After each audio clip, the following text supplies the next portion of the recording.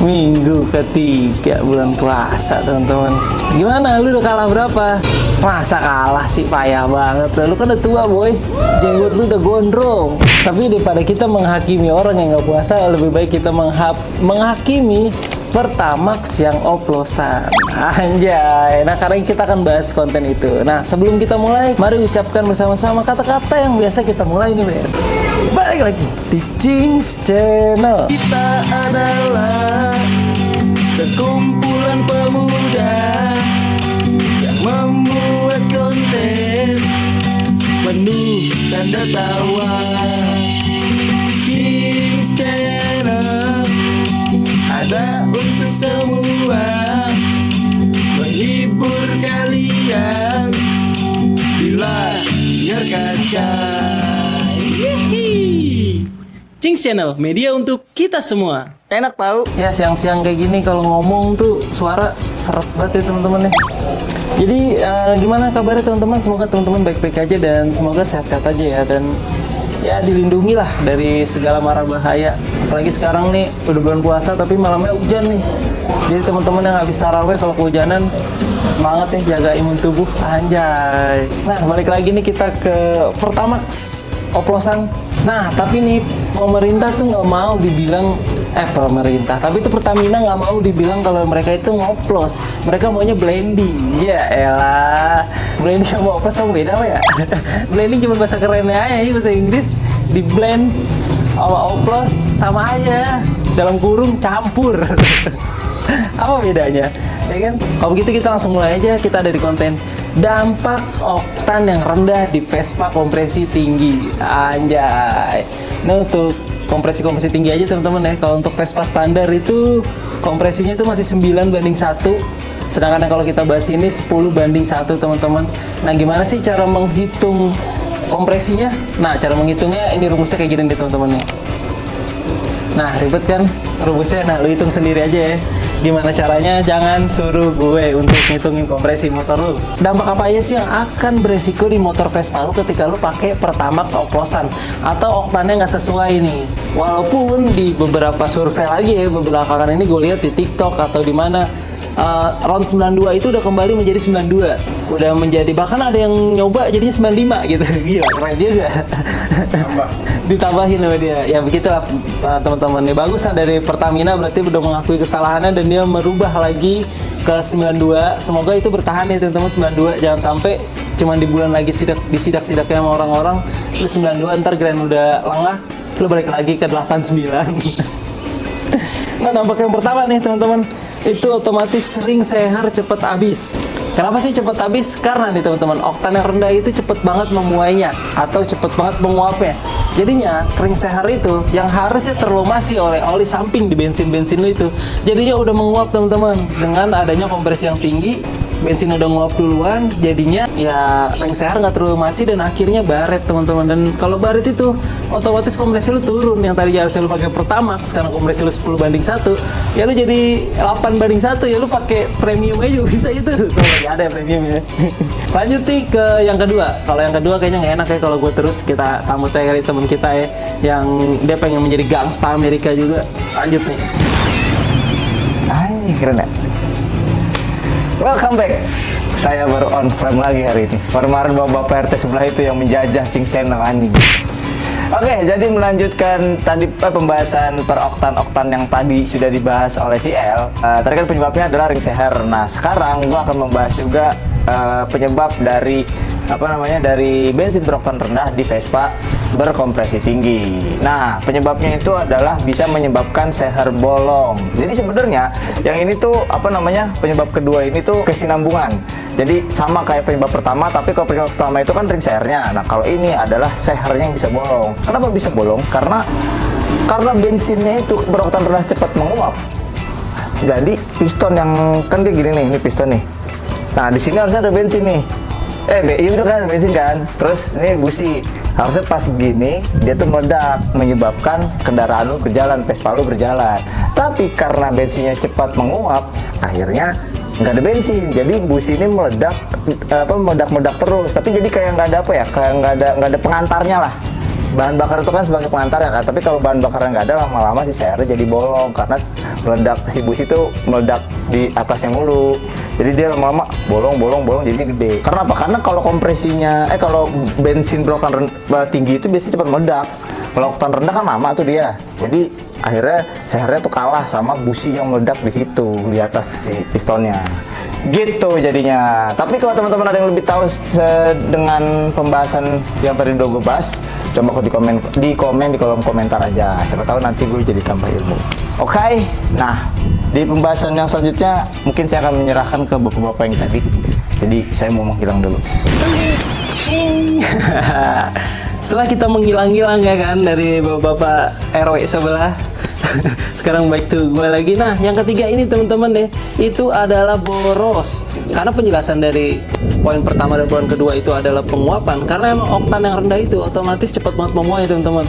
Makanya nih kalau lu taruh nih Pertamax sama Pertalite itu di gelas, itu yang habis duluan itu pasti Pertalite teman-teman, dan sedangkan Pertamax itu masih konstan lah. Nah, otomatis ini akan menjadi lebih boros karena banyaknya pemuaian teman-teman. Otomatis mesin meminta bahan bakar lebih. Misalnya nih, harusnya satu putaran mesin itu 1 tetes saja.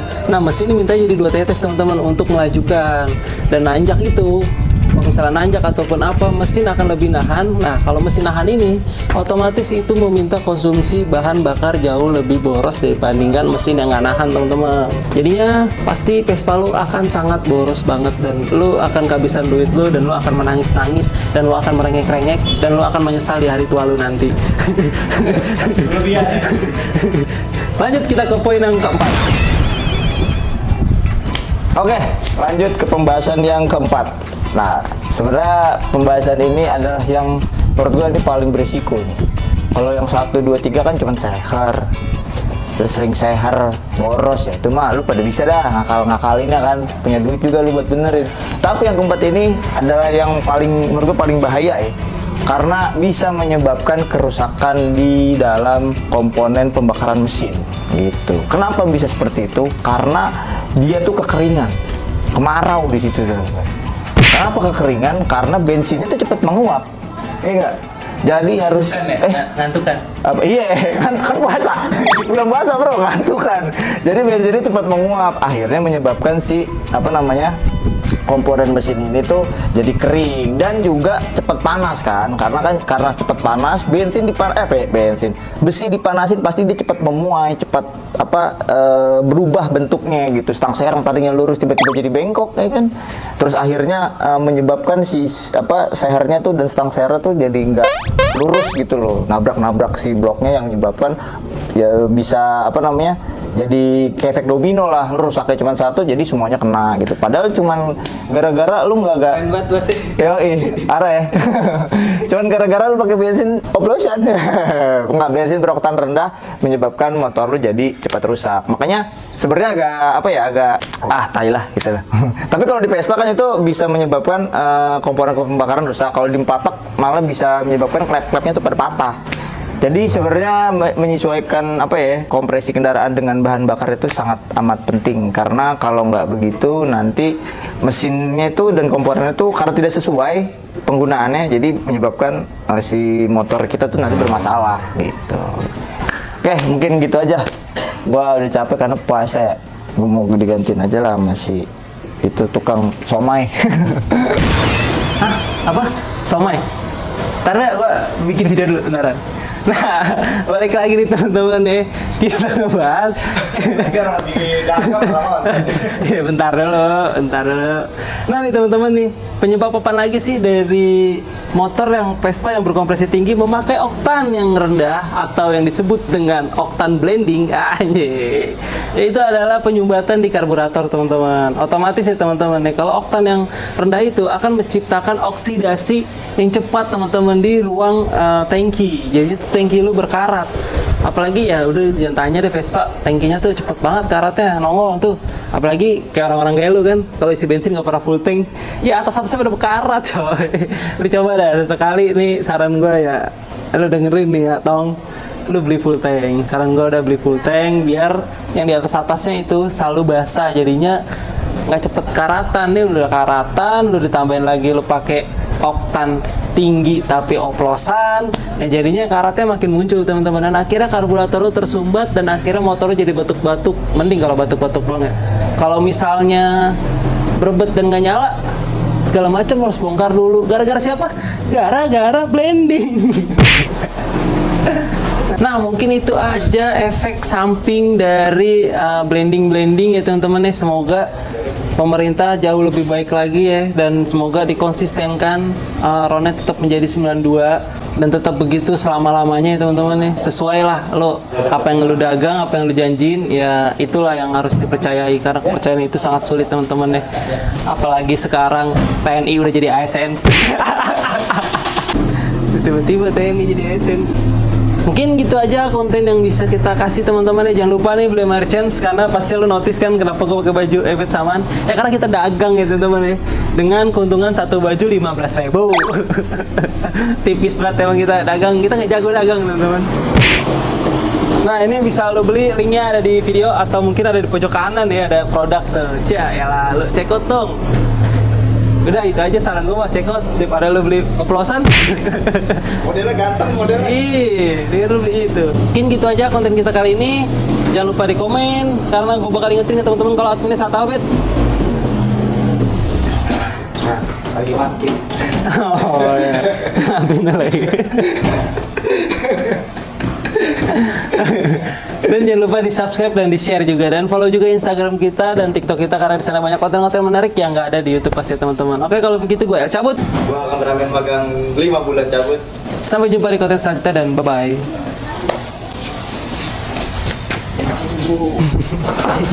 Kita adalah sekumpulan pemuda yang membuat konten penuh canda tawa. Cings Channel ada untuk semua, menghibur kalian di layar kaca.